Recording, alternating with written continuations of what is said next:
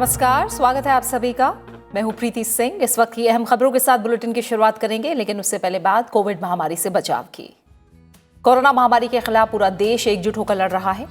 आप भी हमारे साथ सुरक्षा और बचाव के एहतियाती उपायों का संकल्प लें। अपना मास्क अच्छी तरह से पहनें, 2 गज की दूरी का पालन करें, सुरक्षित दूरी बनाए रखें, साथ ही हाथों को बार बार धोएं।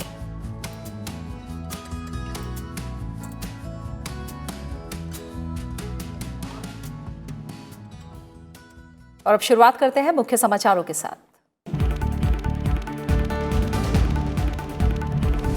प्रधानमंत्री नरेंद्र मोदी ने किया बिना ड्राइवर वाली देश की पहली मेट्रो ट्रेन का उद्घाटन।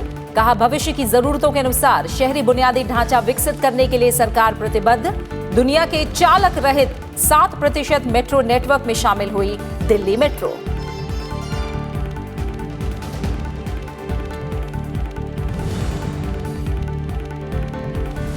कम खर्च में बड़े बाजारों तक किसानों की पहुंच सुनिश्चित कर रही है सरकार। 100वीं किसान रेल की शुरुआत के मौके पर बोले प्रधानमंत्री नरेंद्र मोदी। कहा, भंडारण और सप्लाई चेन के आधुनिकीकरण पर निवेश से किसानों को मिल रहा है सीधा फायदा।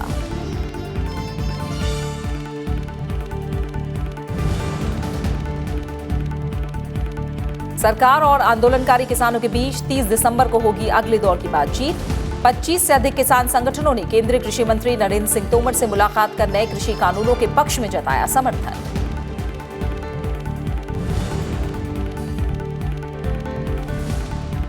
उपराष्ट्रपति एम वेंकैया नायडू ने सिंगल यूज प्लास्टिक के बारे में जागरूकता अभियान चलाने का मीडिया से किया आह्वान। Central institute of petrochemical engineering के कार्यक्रम में बायोडिग्रेडेबल प्लास्टिक जैसे उत्पाद विकसित करने पर दिया जोर। कहा, प्लास्टिक इस्तेमाल को लेकर व्यवहार बदलने की जरूरत।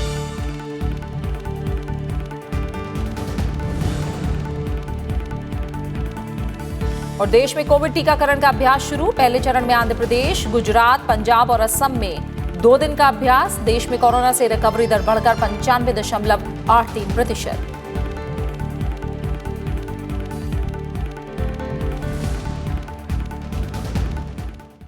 प्रधानमंत्री नरेंद्र मोदी ने आज दिल्ली में देश की पहली बिना ड्राइवर वाली मेट्रो ट्रेन का उद्घाटन किया। इस मौके पर प्रधानमंत्री ने कहा कि सरकार भविष्य की जरूरतों के मुताबिक शहरी बुनियादी ढांचा विकसित करके चुनौती को अवसर में बदलने के लिए प्रतिबद्ध है। उन्होंने कहा कि सरकार ने स्थानीय मांग और उत्पादों को उच्च स्तर का बनाने के लिए प्रोत्साहन दे रही है। मेक इन इंडिया के विस्तार और आधुनिक प्रौद्योगिकी के उपयोग पर बल दिया गया है। प्रधानमंत्री नरेंद्र मोदी ने सोमवार को दिल्ली मेट्रो की मजेंटा लाइन पर ड्राइवर के बिना चलने वाली देश की पहली मेट्रो ट्रेन का उद्घाटन किया। इस मौके पर प्रधानमंत्री ने कहा कि तेजी से हो रहे शहरीकरण को चुनौती के बजाय अवसर के रूप में देखना चाहिए, जो देश में बेहतर बुनियादी ढांचे के निर्माण और लोगों के जीवन को आसान बनाने के लिए मंच उपलब्ध करा सकता है। शहरीकरण को चुनौती न मानकर एक अवसर की तरह इस्तेमाल किया जाए। एक ऐसा अवसर जिसमें हम देश में बेहतर इंफ्रास्ट्रक्चर बना सकते हैं। एक ऐसा अवसर जिसमें हम ईज ऑफ लिविंग बढ़ा सकते हैं। सोच का ये अंतर शहरीकरण के हर आयाम में दिखता है। देश में मेट्रो रेल का निर्माण भी इसका एक उदाहरण है। देश भर में मेट्रो लाइनों के विकास को लेकर प्रधानमंत्री ने कहा कि साल 2014 में 5 शहरों में मेट्रो चल रही थी। अब देश के 18 शहरों में मेट्रो चलाई जा रही है और अगले 5 सालों में 25 से अधिक शहरों तक मेट्रो ट्रेन का विस्तार होने जा रहा है। उन्होंने मेट्रो सेवाओं के विस्तार के लिए मेक इन इंडिया के महत्व पर जोर दिया। 18 शहरों में मेट्रो रेल की सेवा है। वर्ष 2025 तक हम इसे 25 से ज्यादा शहरों तक विस्तार देने वाले हैं। साथियों, मेट्रो सर्विसेज के विस्तार के लिए मेक इन इंडिया भी उतना ही महत्वपूर्ण है। मेक इन इंडिया से लागत कम होती है, विदेशी मुद्रा बचती है और देश में ही लोगों को ज्यादा से ज्यादा रोजगार मिलता है। रोलिंग स्टॉक के मानकीकरण से जहां भारतीय मैन्युफैक्चरर्स को फायदा हुआ है, वहीं हर कोच की लागत अब 12 करोड़ से घटकर 8 करोड़ पहुंच गई है। साथियों, आज 4 बड़ी कंपनियां देश में ही मेट्रो कोच का निर्माण कर रही हैं। इस मौके पर प्रधानमंत्री ने एयरपोर्ट एक्सप्रेस लाइन पर नेशनल कॉमन मोबिलिटी कार्ड सेवा का भी उद्घाटन किया। देश के किसी भी भाग से जारी किए गए रुपे डेबिट कार्ड धारक इसका इस्तेमाल कर एयरपोर्ट एक्सप्रेस लाइन में यात्रा कर सकेंगे। वर्ष 2022 तक ये सुविधा समूचे दिल्ली मेट्रो नेटवर्क पर उपलब्ध हो जाएगी। आधुनिकीकरण के लिए एक ही तरह के मानक और सुविधाएं उपलब्ध कराना बहुत जरूरी है। राष्ट्रीय स्तर पर कॉमन मोबिलिटी कार्ड इसी दिशा में एक बड़ा कदम है। कॉमन मोबिलिटी कार्ड का लक्ष्य बिल्कुल स्पष्ट है। आप जहां कहीं से भी यात्रा करें, आप जिस भी पब्लिक ट्रांसपोर्ट से यात्रा करें, ये एक कार्ड आपको इंटीग्रेटेड एक्सेस देगा। यानी एक कार्ड ही हर जगह के लिए पर्याप्त है। ये हर जगह चलेगा। 37 किलोमीटर लंबी जनकपुरी पश्चिम से बोटैनिकल गार्डन के बीच चलने वाली मजेंटा लाइन पर कुल 25 मेट्रो स्टेशन हैं, जहां ये बिना ड्राइवर वाली ट्रेन चलेगी। नई पीढ़ी की इन रेलगाड़ियों के परिचालन से दिल्ली मेट्रो रेल कॉरपोरेशन विश्व के उन 7% मेट्रो नेटवर्क के विशेष समूह में शामिल हो गया है जो चालक रहित परिचालन की सेवाएं दे रहे हैं। Bureau report, Rajya Sabha TV. प्रधानमंत्री नरेंद्र मोदी ने कहा है कि सरकार किसानों की बेहतरी के लिए प्रतिबद्ध है। आज देश की 100वीं किसान रेल की शुरुआत के मौके पर उन्होंने कहा कि किसान रेल जैसी सुविधाएं मिलने से कैश क्रॉप, ज्यादा पोषक फसलों के उत्पादन के लिए प्रोत्साहन बढ़ेगा और किसानों की आमदनी बढ़ेगी। प्रधानमंत्री ने कहा कि कृषि से जुड़े एक्सपर्ट्स और नई टेक्नोलॉजी का कृषि में इस्तेमाल किया जा रहा है। भंडारण, कोल्ड स्टोरेज से जुड़ा इंफ्रास्ट्रक्चर हो या फूड प्रोसेसिंग उद्योग, सभी उनकी सरकार की प्राथमिकता है। सोमवार को प्रधानमंत्री नरेंद्र मोदी ने वर्चुअल माध्यम से 100वीं किसान रेल को हरी झंडी दिखाकर रवाना किया।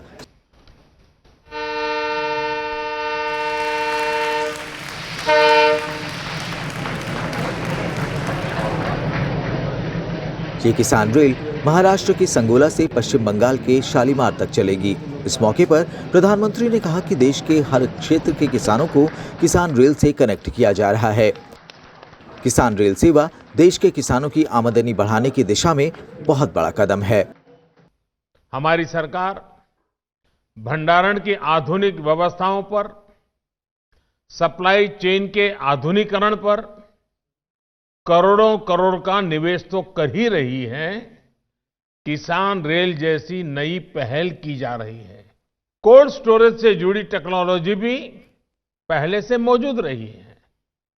अब किसान रेल के माध्यम से इस शक्ति का बेहतर इस्तेमाल होना शुरू हुआ है। साथियों, छोटे किसानों को कम खर्च में बड़े और नए बाजार देने के लिए हमारी नीयत भी साफ है और हमारी नीति भी स्पष्ट है। प्रधानमंत्री ने कहा कि छोटे किसानों को कम खर्च में बड़े बाजार देने के लिए सरकार की नीयत और नीति पूरी तरह साफ है। ये किसान रेल एक प्रकार से चलता फिरता कोल्ड स्टोरेज भी है। यानी इसमें फल हो, सब्जी हो, दूध हो, मछली हो, यानी जो भी जल्दी खराब होने वाली चीजें हैं, वो पूरी सुरक्षा के साथ एक जगह से दूसरी जगह पहुंच रही है। जहां तक भाड़े की बात है, तो इस रूट पर रेल का माल भाड़ा ट्रक के मुकाबले वैसे भी लगभग 1700 रुपये कम है। 1700 रुपये। किसान रेल में तो सरकार 50% छूट भी दे रही है। इसका भी किसानों को लाभ हो रहा है। प्रधानमंत्री ने कहा कि किसान रेल से पश्चिम बंगाल के किसानों को बड़ा विकल्प मिला है। आज पश्चिम बंगाल का किसान भी इस सुविधा से जुड़ा है। पश्चिम बंगाल में आलू, कटहल, गोभी, बैंगन जैसी अनेक सब्जियां खूब होती है, इसी तरह अनानास, लीची, आम, केला ऐसे अनेक फल भी वहां के किसान उपजाते हैं। मछली चाहे मीठे पानी की हो या खारे पानी की, पश्चिम बंगाल में कोई कमी नहीं है।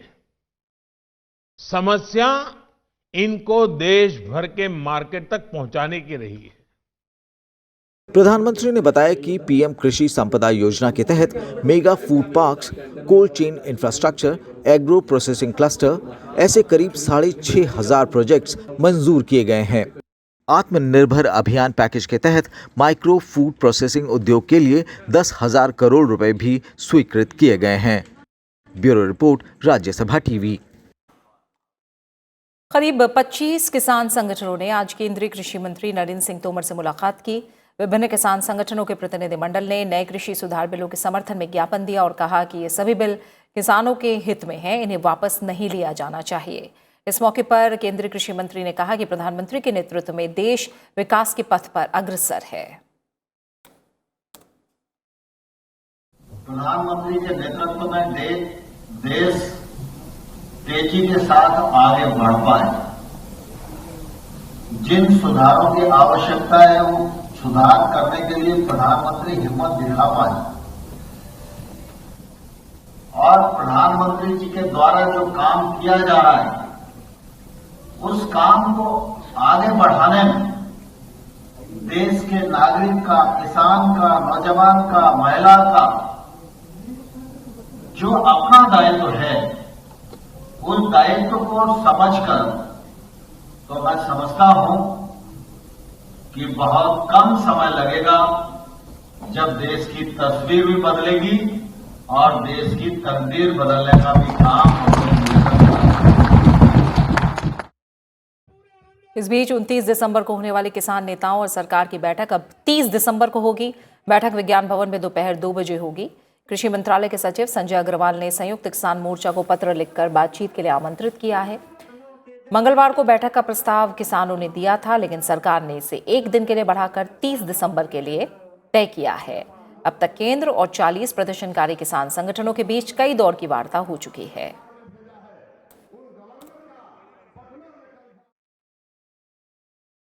खबरें जारी है, लौट रहे हैं एक छोटे से ब्रेक के बाद।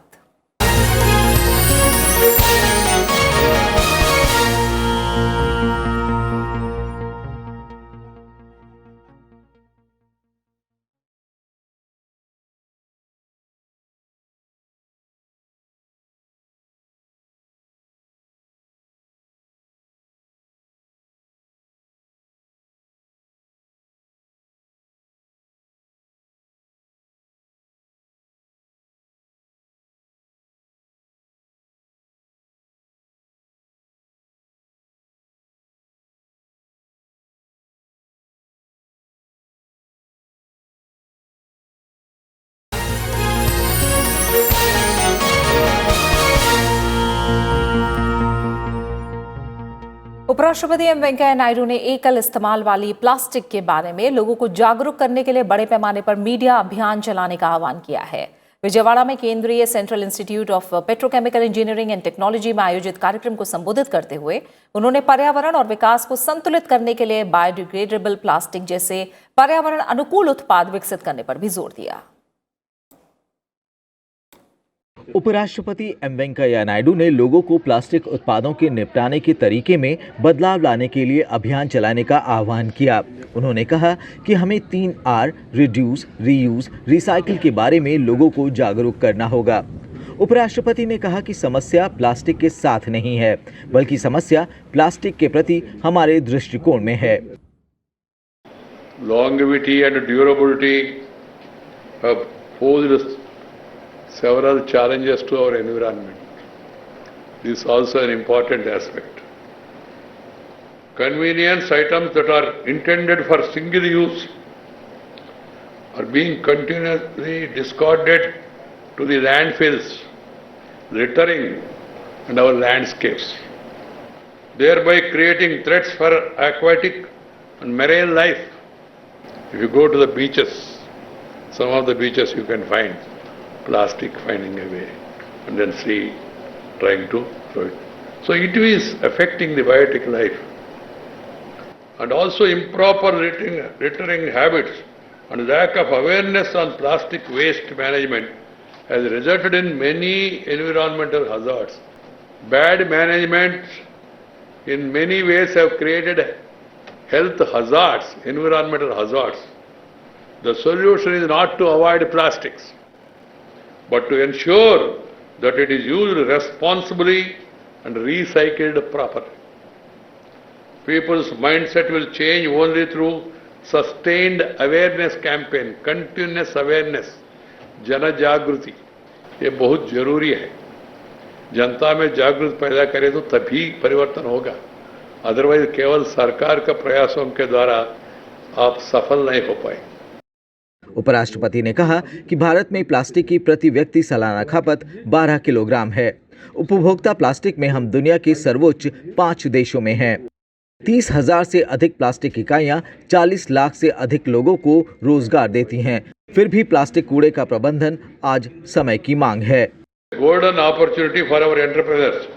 It is estimated that the waste management market in India will reach around $13.62 billion by 2025. Waste management. While the plastic recycling market in India is estimated to grow at a rate of 6.5% to attain a market size of $53.72 billion by the end of 23. So probably that is why the term waste to wealth. Nothing is waste. You can convert the waste into wealth. So this is becoming a accepted popular parlance. उपराष्ट्रपति M Venkaiah Naidu ने जलवायु परिवर्तन को लेकर भी चिंता जताई. इस मौके पर उपराष्ट्रपति ने केंद्रीय पेट्रोकेमिकल इंजीनियरिंग एवं टेक्नोलॉजी संस्थान का भी दौरा किया. Bureau report, Rajya Sabha TV. उपराष्ट्रपति एम वेंकैया नायडू ने आज स्वर्ण भारत ट्रस्ट के कार्यक्रम में भी शिरकत की. इस मौके पर उपराष्ट्रपति ने वैज्ञानिक सोच को बढ़ावा देने पर जोर दिया. उन्होंने कार्यक्रम में स्वर्ण भारत ट्रस्ट के प्रशिक्षुओं को प्रमाण पत्र प्रदान किया और उनके उज्जवल भविष्य की कामना की.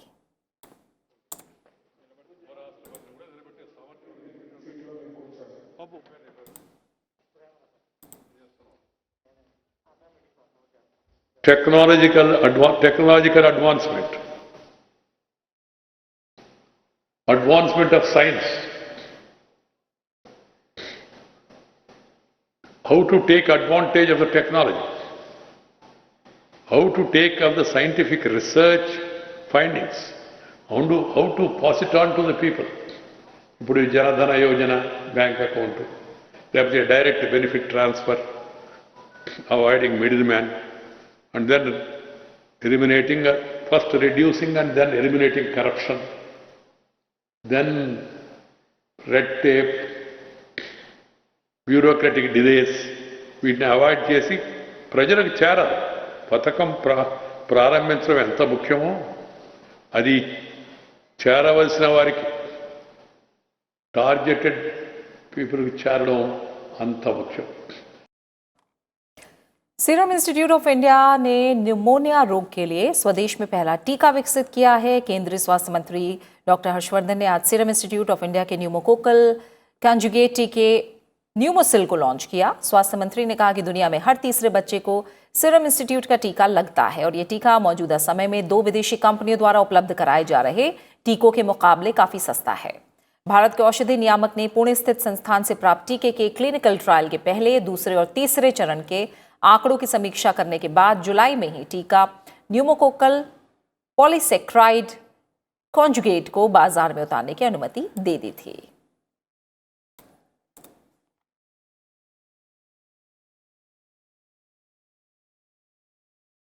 न्यूमोकोकल कंजुगेट वैक्सीन जो न्यूमोसिल के नाम से देशवासियों को उपलब्ध होगी, दुनिया में जिस दाम पर मिलती है उससे कम दाम पर उपलब्ध होगी. सबसे बड़ी बात कि विश्व स्वास्थ्य संगठन ने भी इसको प्री क्वालिफिकेशन किया है, दर्जा उसको दिया है. इसके कारण इस वैक्सीन की मदद से खाली भारत के बच्चों की नहीं, अपितु यूनिसेफ के माध्यम से और भी दूसरी अंतर्राष्ट्रीय संस्थाओं के माध्यम से इस वैक्सीन का उपयोग दुनिया के बच्चे भी कर पाएंगे। भारत में कोविड टीकाकरण का अभ्यास शुरू हो गया है। पहले चरण में 4 राज्यों आंध्र प्रदेश, गुजरात, पंजाब और असम में 2 दिन का अभ्यास चल रहा है। इस अभ्यास का उद्देश्य चुनौतियों की पहचान करना और योजना में अपेक्षित परिवर्तन करना है ताकि टीकाकरण की प्रक्रिया को पूरी तरह बाधा रहित बनाया जा सके। स्वास्थ्य मंत्रालय के मुताबिक 2 दिन के इस अभ्यास से विभिन्न स्तरों पर कार्यक्रम प्रबंधकों को आवश्यक अनुभव उपलब्ध होगा। इससे कोविड टीकाकरण की प्रक्रिया की जांच करने और संबंधित चुनौतियों की पहचान करने में मदद मिलेगी। अभ्यास के दौरान टीकाकरण के बाद के संभावित दुष्प्रभावों के प्रबंधन पर विशेष ध्यान दिया जा रहा है। अभ्यास के दौरान मिली जानकारी और सुझाव राज्यों और केंद्रीय स्वास्थ्य मंत्रालय को उपलब्ध कराए जाएंगे।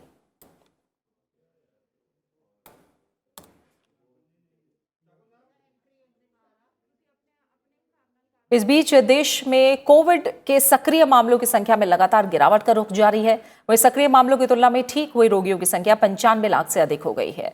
देश में प्रति 10 लाख व्यक्तियों पर कोविड मामलों की संख्या और प्रति 10 लाख आबादी पर मृत्यु की संख्या विश्व में सबसे कम है। देश में पिछले 1 महीने से दैनिक नए मामलों की तुलना में दैनिक ठीक होने वाले मरीजों की संख्या अधिक चल रही है। इससे सक्रिय मामलों में लगातार गिरावट का रुख जारी है। रविवार को देश भर में 20,021 लोग कोविड से पॉजिटिव पाए गए हैं। इसी अवधि के दौरान 21,131 नए मरीज ठीक हुए हैं। इससे कुल सक्रिय मामलों की संख्या में 1,389 मामलों की गिरावट दर्ज की गई है। फिलहाल देश में सक्रिय मामलों की संख्या 2,77,301 है।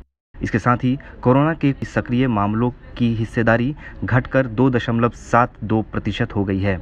वहीं कोविड को हराकर ठीक हुए मरीजों की संख्या अब बढ़कर करीब 98 लाख हो गई है। रिकवरी दर बढ़कर 95.83% तक पहुंच गया है।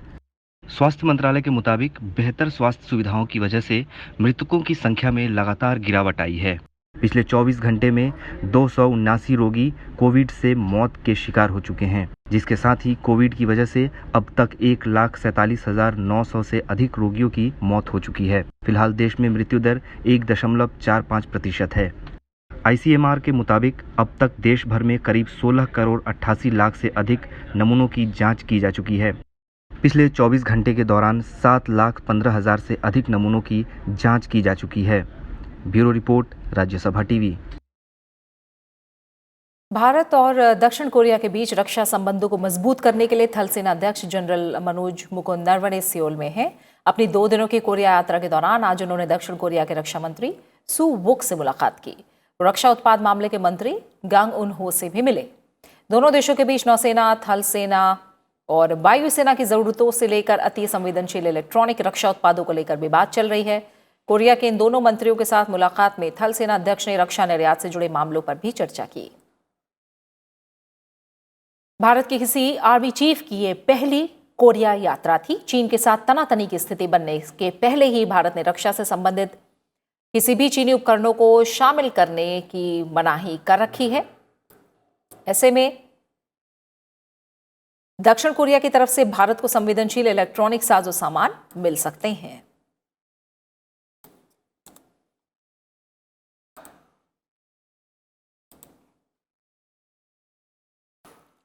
पूर्व केंद्रीय मंत्री अरुण जेटली की आज 68वीं जयंती है। इस मौके पर उपराष्ट्रपति एम वेंकैया नायडू, प्रधानमंत्री नरेंद्र मोदी समेत साथ ही गृह मंत्री अमित शाह समेत कई नेताओं ने उन्हें याद किया और अपनी श्रद्धांजलि दी। उपराष्ट्रपति एम वेंकैया नायडू ने ट्वीट किया कि आज मेरे घनिष्ठ मित्र और सहयोगी स्वर्गीय अरुण जेटली जी का जन्मदिन है। एक प्रखर वक्ता, विद्वान, विधिज्ञ, सांसद, राष्ट्र के लिए समर्पित राजनेता। उनके बाद मनमानस में जो अपूर्णीय रिक्ति आई है उसमें उनकी स्मृतियां ही वास करती हैं। पुण्य स्मृति को सादर नमन। प्रधानमंत्री नरेंद्र मोदी ने ट्वीट किया है कि वो अपने मित्र अरुण जेटली जी को उनकी जयंती पर याद करते हैं। जो लोग उनके करीब थे वो उनके व्यक्तित्व, कानूनी कौशल और बुद्धिमत्ता को याद करते हैं। अरुण जेटली ने भारत की प्रगति के लिए अथक प्रयास किया।